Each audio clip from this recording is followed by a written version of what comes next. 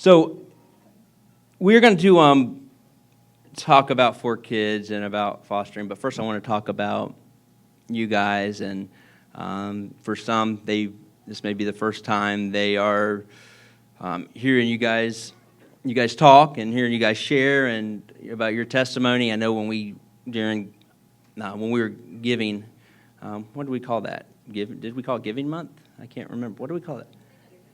So you shared a little bit about 4Kids and stuff. But before we get into that, can you guys just share about how you ended up at Farallon and became a part of this family here?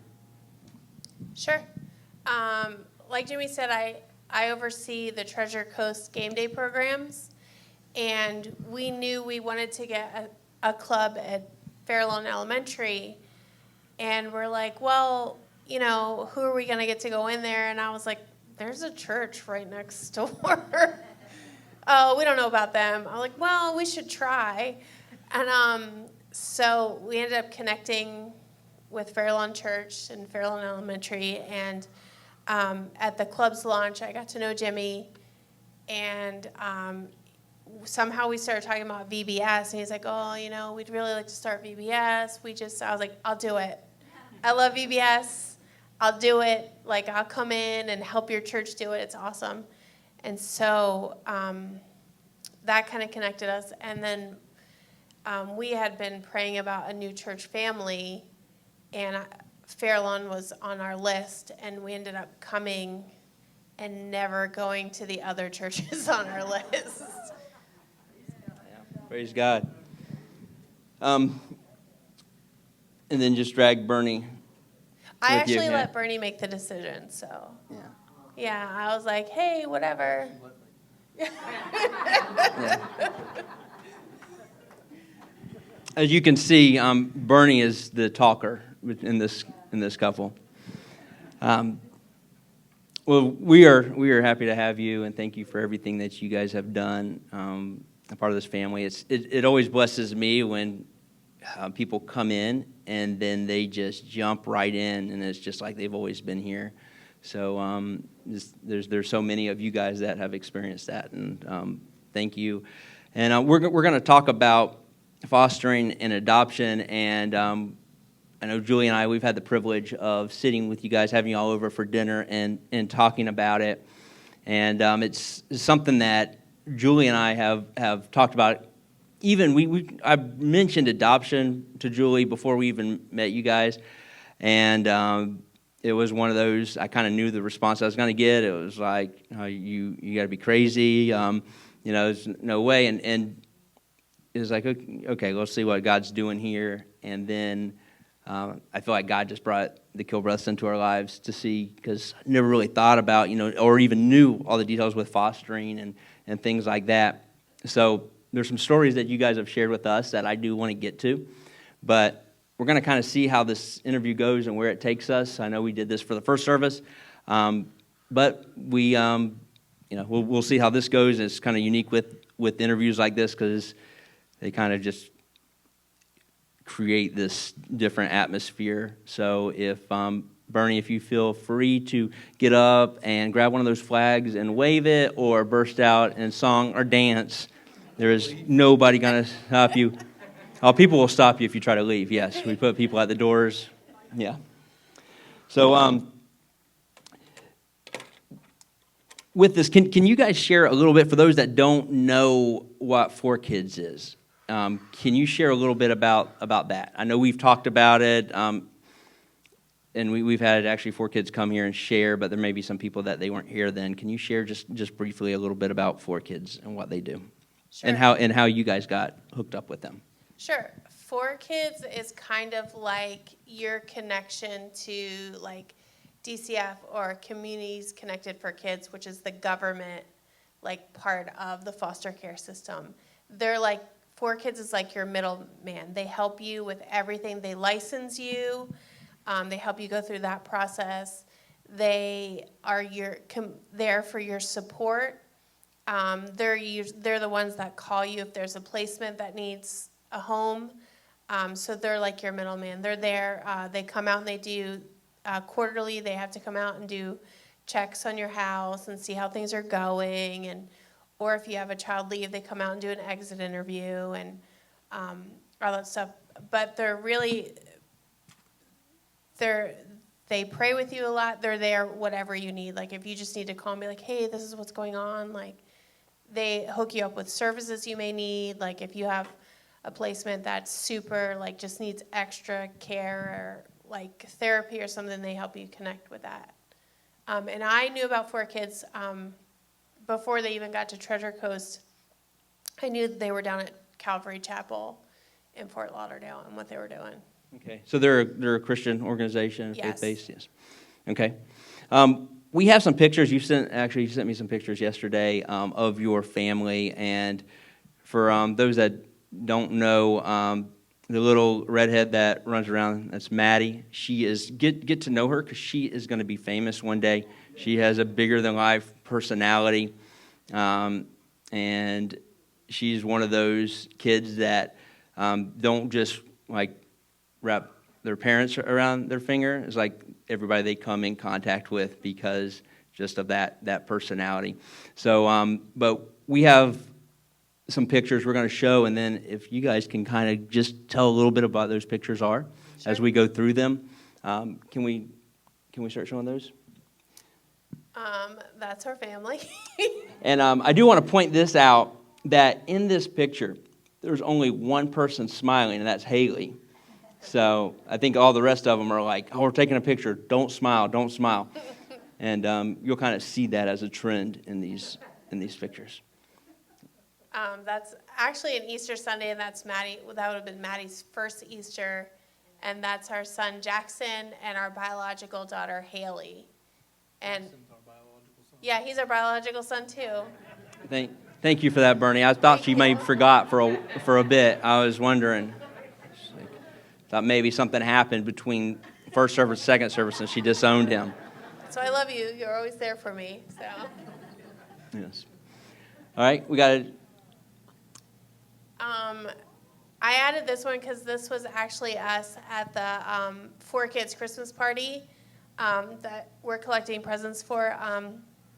They put on this amazing party for foster families and adoptive families.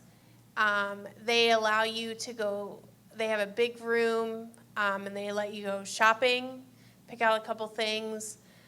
For your foster, they provide you with an amazing meal. There's like a huge gingerbread decorating contest. It's just 4Kids really loves on the families that's involved with them. Awesome. There should be more of them in there. Yep. This is Maddie. She's in the middle, and those are her two biological sisters. The older one is Natalie, and the younger one is Riley.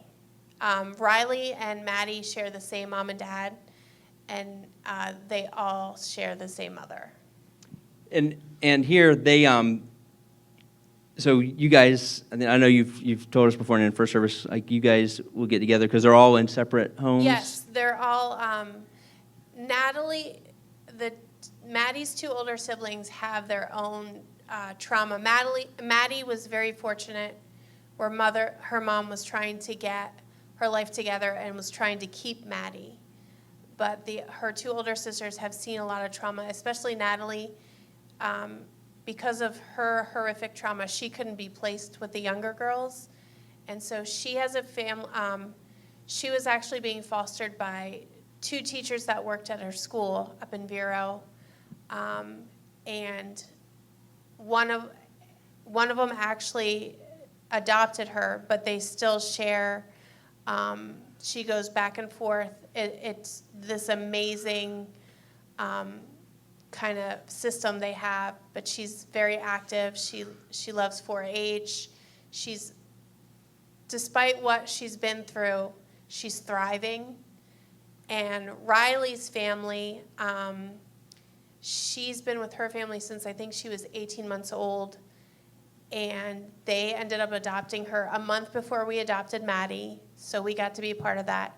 And they actually, a couple months ago, just adopted another baby. So, but we make sure to keep the girls in contact with each other, and so that they still have a relationship with their biological sisters. How often does Maddie get together with her biological sisters? As often as we can. It's usually once every couple months. Everybody's schedules are so crazy, but we're planning one during Christmas break, or it'll be right after Christmas in that vacation time. It's really cool. Because Natalie's super busy. She's the busy one. Okay. All right. That is Jackson and Maddie. Haley and Jackson both loved fostering and loved being a part of that, and especially Jackson. After each child was removed from our home and reunified, Jackson, we would take a couple weeks off, but Jackson was always ready to get back on. Like, when are we going to do this again? When are we going to get another brother or sister? So. You didn't talk at all? Okay. Mm-hmm. He's making sure you're saying the right things. Yeah. This is Maddie at our vacation this year, this summer. She's a big mermaid fan, so we had to. Aren't we all? Yeah. Who doesn't like mermaids? I mean. Yeah. I think I've seen pictures of Pastor Rocky with that same mermaid at his party. Yeah. I would really like to see that. We can make that happen. All right. And these are just Haley and Jackson and Maddie in our pool. Just, you know. This is Maddie the night that we brought her home. We got the call at like 4:30 in the afternoon. I want to say it was a Thursday night, asking, hey, we have a baby girl that needs a home, probably just for the weekend. Are you guys up to it? Could you handle a newborn? I said, sure. So I waited for the confirmation, and I headed out at 6 and drove up to Indian River Hospital and brought her home that night. And she was only supposed to be with us for a weekend and ended up being with us forever. In the first service, you shared about that experience and that emotional, how emotional it was when you first picked up Maddie at the hospital. It was, she was so tiny they had to do the car seat test on her, and they hook her all up for an hour, and basically she just sits in her car seat and they shake it a little bit. And while we're waiting for that, I got to know her caseworker. Like I hadn't really gotten to know any of the other caseworkers, so her and I actually just stood there crying because we were both just really heartbroken that her mom didn't get to take her home, because mom had tried so hard and slipped up a tiny bit, and then just because of dad. And it was just heartbreaking because she had just been with mom, who was heartbroken. So we both ended up just blubbering over the counter waiting for Maddie to finish. Okay, and I think how many more pictures do we have, Mark? That's it? Okay. Huh? 5 more? Good grief. Was it? I don't remember the ones that you sent me. Was there any more that we need to They're her adoption day. Okay. It's just her yes. and her little pink If you can go onesie. through the Mark and. Yeah, she's a very big daddy's girl, if you haven't noticed.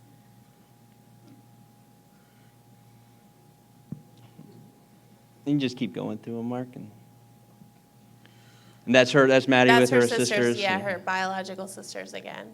Yeah, I think that's amazing that you guys do that. How with adoption and with even with fostering stuff, how is it rare to get the siblings together like that? Because I know they're all in different homes. I know it's difficult, but is it something that is is promoted, or like they encourage? Four Kids encourages it. They encourage you while you're fostering to keep a relationship, if you can, with the mom and dad, the biologicals, so that everybody's still connected. Because the real goal is reunification. So you just want to keep that relationship. And also, Four Kids really wants you to be able to show Jesus and his love to these families. Okay. That was August 6th, 2020, her adoption day. Or we call it Gotcha Day now. All right. And that's awesome. And so with this, I know you said that she was supposed to only be with you guys for the weekend? Yes. So how did that happen? How did it happen where she was supposed to be just for the weekend, and then you guys ended up adopting her? They wanted to put, there had been domestic violence with mom and dad, and there was steps that had to be taken for her to be reunified, and the parents just wouldn't. The dad wouldn't do the classes or anything, and mom wouldn't leave the dad. And because there was two other siblings that had been removed and they had signed their rights over, they were just like, nope, that's it. So we knew fairly quickly that we picked Maddie up in October 18th, and we knew by the end of January that she would be up for adoption. And it's usually not like that. It could be a long, drawn-out process, but this was... Yeah, just kind of a God thing. Yeah. So with Maddie, was that the first time that you guys had started fostering or got into it, or was it something that you guys have done before Maddie? We actually did it a year, what did you say, 10 months? 10 months before Maddie, and we'd seen probably about 10 kids come through our door. And with our very first out of the gate, we had him for 6 months, and we were asked if we'd be willing to adopt him. And then Grandma decided that she would take him. So Maddie was in our, first. So with that, when you guys started fostering, was the goal always to eventually adopt? Or, because I'm assuming that not every foster parents end up adopting. Well, what Four Kids will tell you, and when you go in for your classes and to become certified, is that your goal in fostering shouldn't be to adopt. If you're looking to kind of get in there for adoption, it's kind of the wrong route. When you head into fostering, it should be your goal is fostering, and adoption just happens to be a perk sometimes. Right.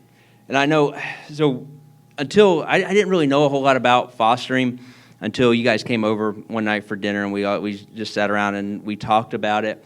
But one thing that really stuck with me is how just dramatically these kids' lives were changed by just being in your house, even if it was for a small period of time. And we'll get into that here in a little bit. But the one thing that really spoke to me is you guys for these kids were bringing heaven to earth. These kids going through what all they've gone through, no matter how a little bit of time they were around you guys, it was bringing heaven to earth. And that I think that's amazing. I think that's what we're supposed to be doing as Christians. Not necessarily we're all supposed to be fostering. I know you mentioned that one time we were talking about it, and you said not everybody is supposed to foster. That's not for everybody, because I know sometimes you hear these testimonies shared and you get really encouraged or really pumped up, but then sometimes I've been on that end where sometimes you hear these testimonies and you're like, man, you just feel less than, I'll never be able to do that. So I think that's important for people to know is, hey, maybe fostering or adoption isn't for you, but the thing that's so awesome about Four Kids is there's so many different ways that you can be a part of it. We do it here through the church, but financially, and I know there's some other people here at our congregation that support Four Kids financially as well. But I I thought that was, you might have just been trying to say, ooh, Jimmy, you don't, like, I've seen your kids, and you might don't need any work. So maybe that's what you were getting at, and I just didn't catch on. But I thought that's important for people to know is, hey, fostering may not be for you. It's not for everybody. It's definitely got to be something that you've prayed about a lot, because it's not easy, and it's not sunshine and rainbows. And just Bernie said in the first service, like, we're not any better parents than anybody in this room, and we've made just as many mistakes, if not more. We're not like, we're not writing parenting books, or it's just something that God's called us to do, and it just there's just such a need. And if fostering is not for you, it's fine. There's other ways, like you said, giving. Another great way would be respite care, which is kind of like foster babysitting, which is super helpful. Because sometimes you do need a break from your foster.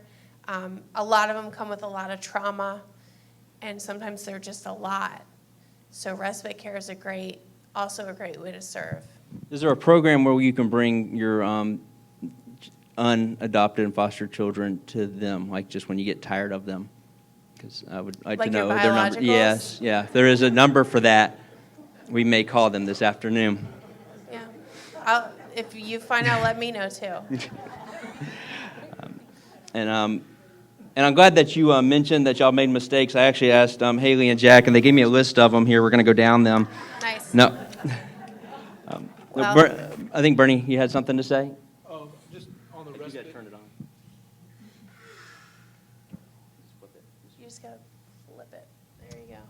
On the respite care, they don't just you can't just let anybody babysit a child that's in the system. They don't allow it. So if you go through, and you can be licensed and tell them you just want to do respite care, and you won't have the commitment for months and going through court cases and doing all the things that you have to do as a foster parent on the side for the children, you can take them for a weekend. You're not allowed to take foster children out of the state, so some families may have to go somewhere for a funeral or something, and it's always good to have that kind of support of somebody who can watch them for you while you're out.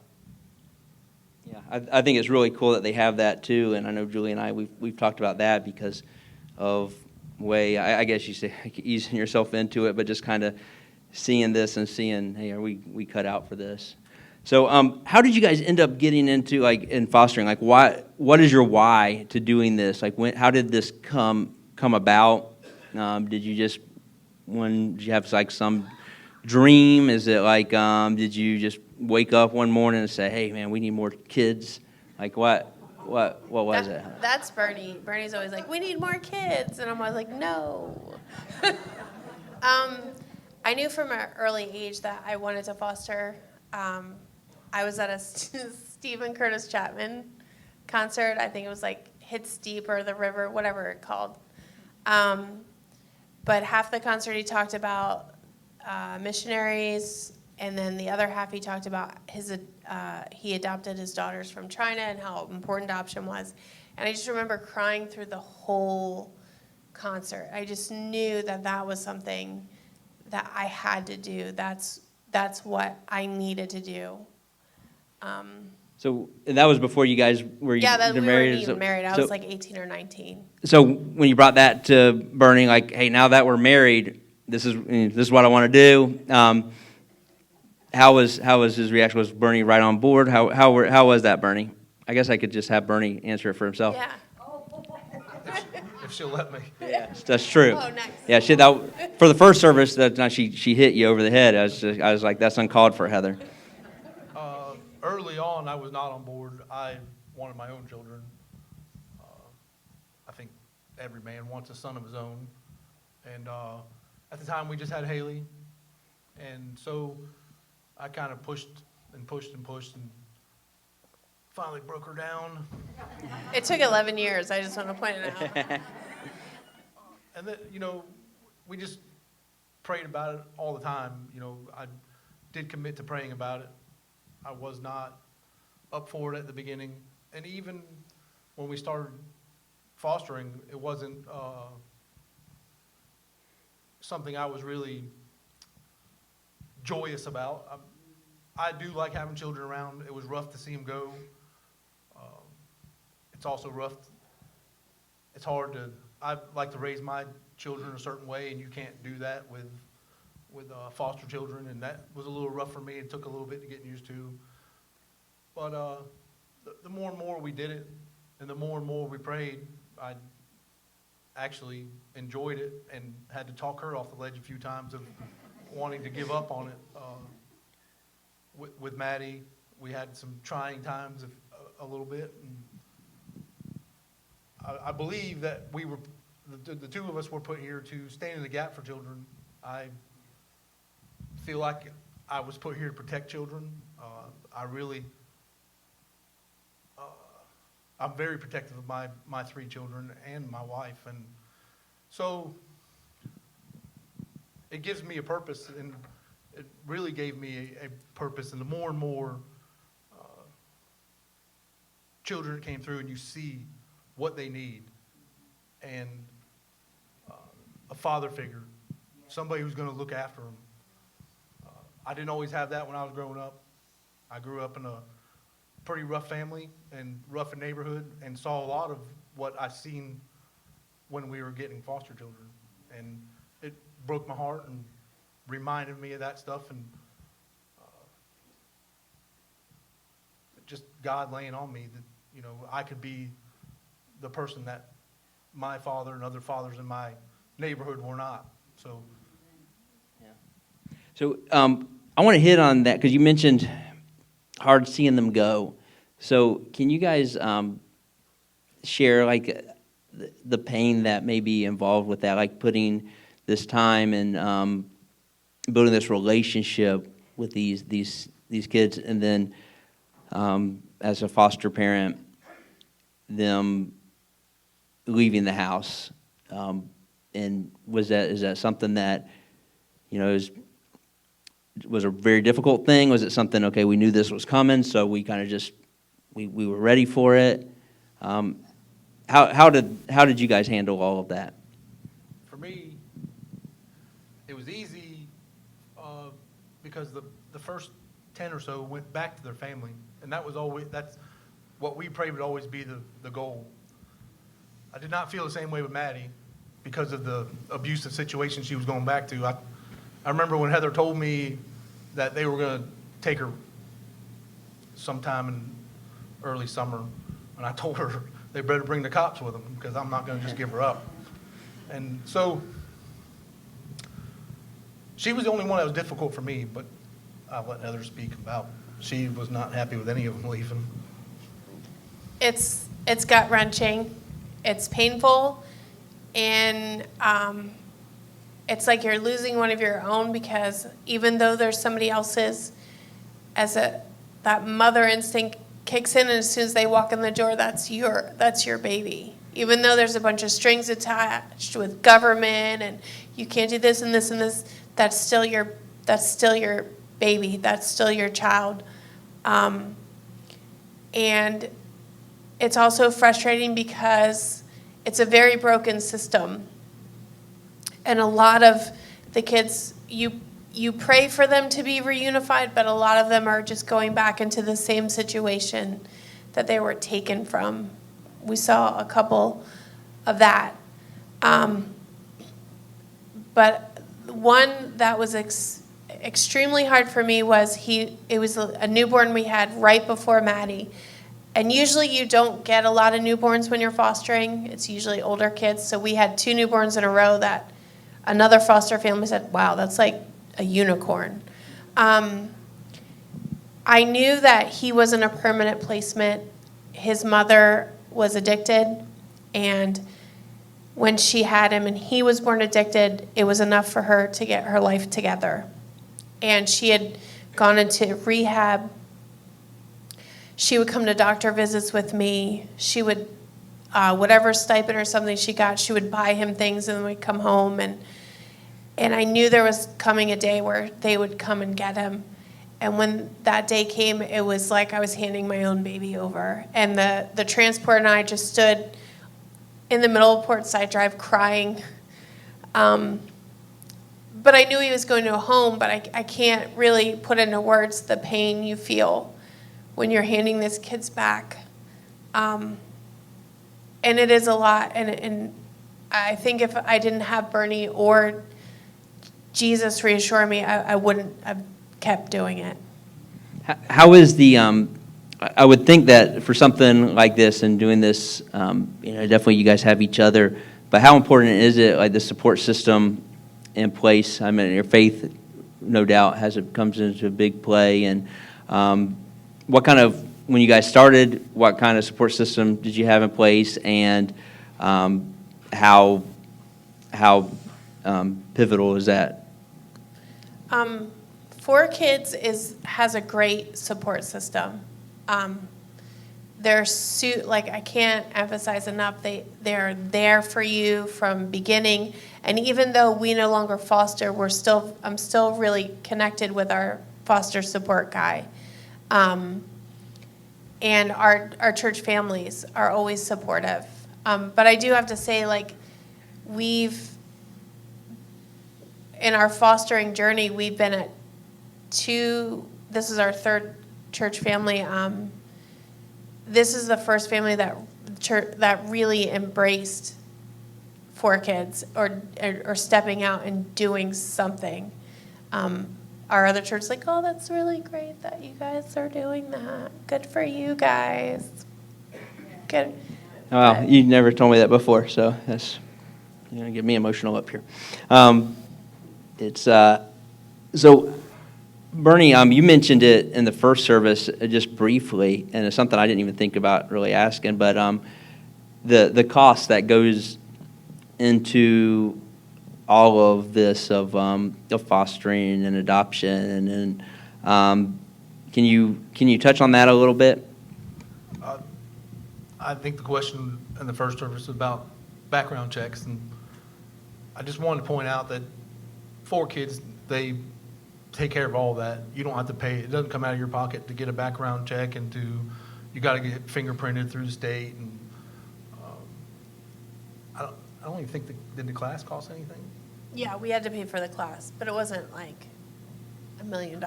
So the licensing and all that stuff, and they give you trainings all year long. They have different trainings. All of that stuff is free. The Christmas thing, of course, you guys know they're not charging anybody to go in there, and so it's all super helpful. I've been blessed with a pretty good job, so it wasn't anything that we really ever worried about. But I know that's a concern for a lot of people, so it can get that kind of stuff could be expensive, government paperwork and all that stuff, and they take care of all that. Yeah, that's cool. So I know a question that probably a lot of people have if they are considering fostering in any way is, and I know it's one that my wife and I, we have talked about and asked, when is the right time? And I don't know if it's something like just like even having kids of your own or any big life-changing moment, like there probably isn't an exact right time, but is there a certain thing that you need, like timing wise, that if somebody is considering fostering they need to look at, or was there a timing thing with you guys, or is it just something you just kind of like jumping in the deep end of a pool and just going for it? I don't think there's ever a right time. You're always going to, as Heather said this morning in the first service, you're always going to have a reason not to do it. The right time is now. There's a lot of children. I don't think anybody really understands how many that are out there just loose and don't have a family, especially a Christian family, to take care of them. Our first foster came from a family where they couldn't find the boy, is how we got him. The school called looking for him. A grandmother didn't have him. A mother didn't have him. A great-grandmother with no phone and no car had him. and they didn't know. And he was 6 years old. And so that kind of thing is going on all over this county, and it's not talked about enough. So you could think of a million excuses not to do it. You don't have the time. You don't have a ride. There's a ton of reasons not to do it. And one good reason to do it, because a child needs it.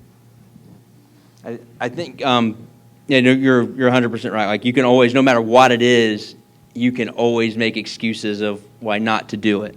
And like, I woke up this morning and I was like, oh, you know, I made a list of reasons not to come today, and then I decided to come in. Jimmy was preaching.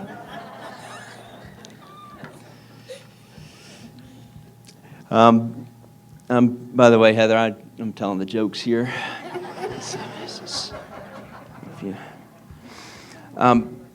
So I just have a couple other questions, and then I'm going to end this. I'd like for you to share, just to prepare you, like the same way we ended the first service of telling this story.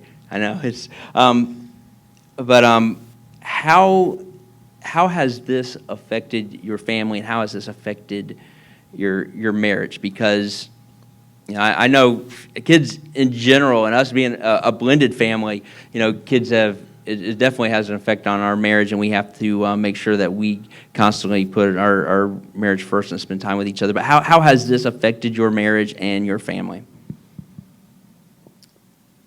Do you want me to answer it? Oh, okay. Well, when you take on fostering, it's a lot on your biologicals. We were really blessed. Both of our kids embraced it and loved it. They never complained like about it, or like, you know, having to share, or, you know, toys would get broken, or neither one of them ever complained. They were always just like, when are we doing it? When are we going to get another one? When's another one going to come in? Jackson used to say that his job when a new child came in was to show him around the house so he knew where the things were. And that's what he would do every time. It didn't matter what time. We'd get kids at midnight. Jack would show them where the room was, what bed they could sleep in. He was great about that thing. Yeah, that's so cool. So was there ever a time that you guys were like, oh my gosh, we have taken off more than we can chew, we've ridden too deep, you know, let's, you know, retreat? Was there ever a time like that, or was it just like, all good from the moment you guys decided? I think there was 2 times. Our first placement, he was a year older than Jack, but it's not that he was a lot, but he was just, it was kind of like he was trying to push Jack out of the nest so he could have it. Not in like, it was different. And then, yeah, me too. Every time Jack would say something, this guy would say, me too. And it was so bad that my brother made him a shirt that said "Me Too" on it. yeah. And he would wear it everywhere. Yeah. And I think the second was with Maddie, not behavioral with Maddie, but once Maddie, parental rights were terminated, Maddie became up for adoption, and that made the system rethink her sister Riley's adoption. And they all of a sudden decided that the 2 girls who shared both mom and dad needed to be placed with each other. And Riley's family was like, no, we've had her since she was 18 months. Like, we've been waiting. And they couldn't take Maddie. So it was a couple months of these intense, like, court. We were getting ready to head into court. And we had agreed that we would take Riley. And then we would, after a year, let Riley's family have her back, like adopt her, like when all, like, it was, we had all kinds, like plan A, plan B, but it was very hard because for them to do that to Riley and her family, you never knew that what if they stepped in and took both girls to a family that, like, a totally different family? So it was a couple months, but it was a really big God thing. They had a really great lawyer. It cost them a lot of money, and they were starting to run out of funds. And the lawyer, we had headed into court, and the state's lawyer presented something, and their lawyer was like, nope, that's not, and so it got postponed. And then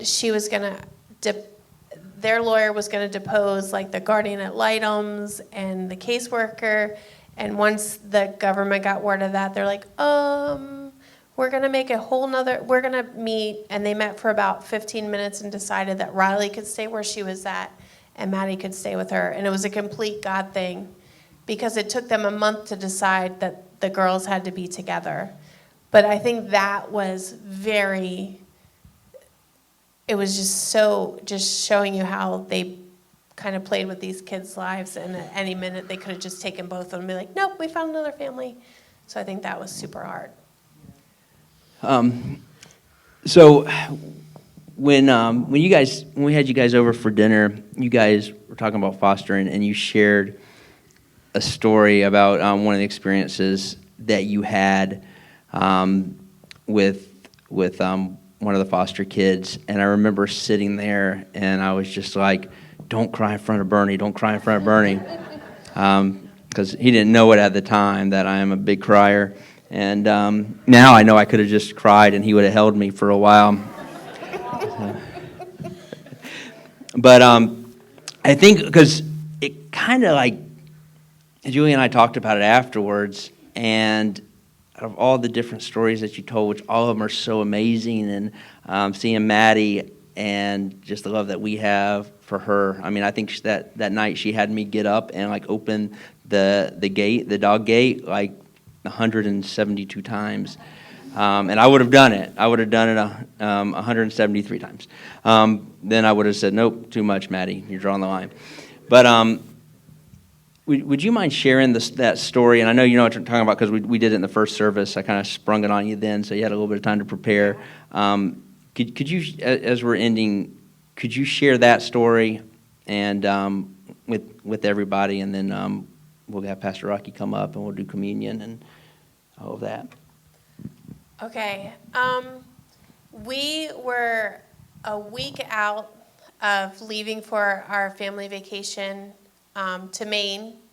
We had just finished up fostering someone and decided to take that time off until we got back from Maine, because you can't take foster kids across state lines. And our 4 kids knew that. Our foster support, Josh, knew that. And a Friday night, I got a phone call. It was at 2 o'clock in the morning saying, hey, we have an emergency. Can you just help us out until we can figure out what to do? We know you're leaving. Yeah, sure. And so at 3:30 in the morning, they dropped off this little boy. I think he was 18 months or 2 years old.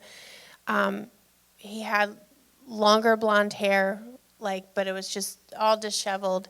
He had a diaper on, a T-shirt, was dirty, smelled like a campfire.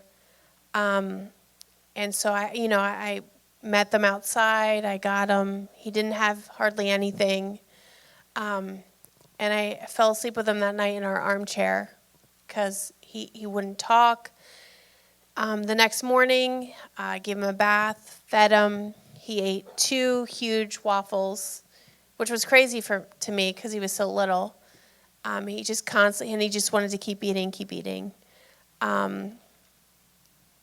And the investigator called me, and she needed me to run him to an office, and they had to do a complete check on him from head to toe, all kinds of things. And then I had to take him I think he got 27 x-rays, which to put a 2-year-old through that is pretty traumatic in itself.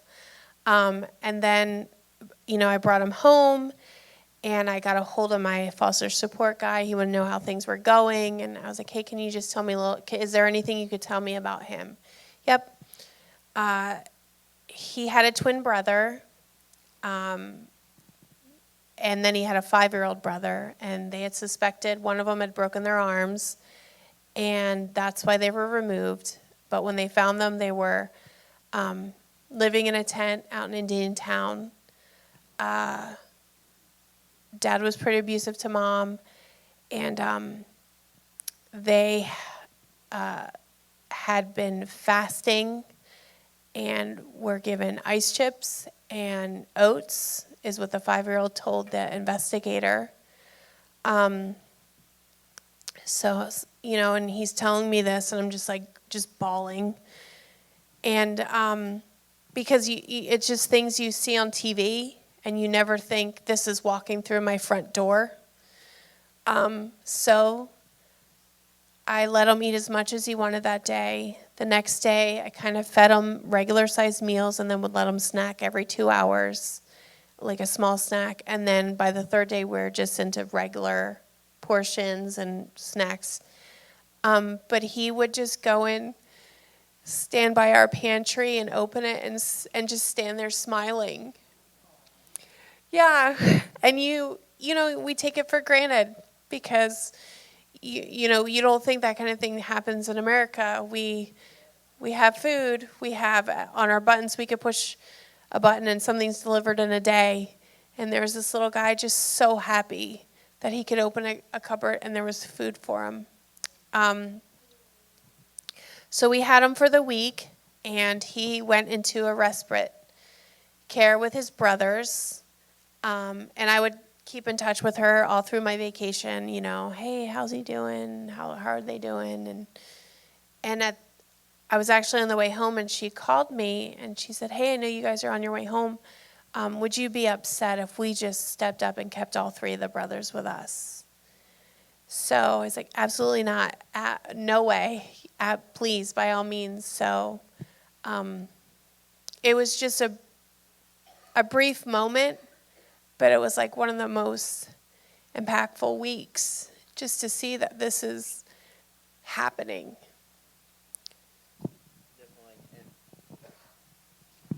And with that, what spoke volumes with that to me is just the little bit of time that these kids were in your house, how much of an impact it made on them. And you may never know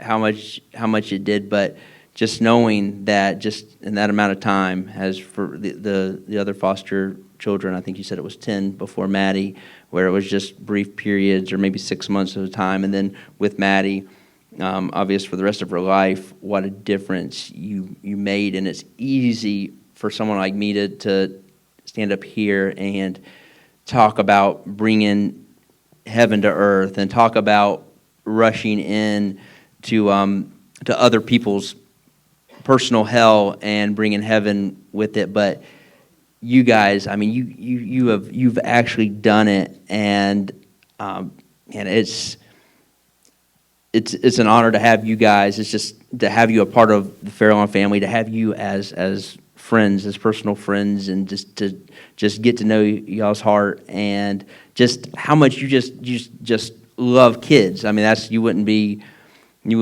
a part of FC Kids and all of that and fostering. And you just, no doubt, both of you have such a huge heart for kids and for people. And I want to thank you so much. It's been such a privilege to just get to know you guys, and I'm looking forward to the many years that we'll continue to get to know each other and you being a part of Fairlawn. I'm so glad that God brought you here, but I just want to thank you guys. Definitely look up to y'all, and grateful. When you introduced me on Thursday as your pastor, like, I don't know, like sometimes just little things like just hit me different ways, and I look up to you guys so much, so it was definitely a humbling experience, but just thank you for being a part of this, and thank you for allowing me to interview you here, and Bernie, thank you for all the hugs that you give me.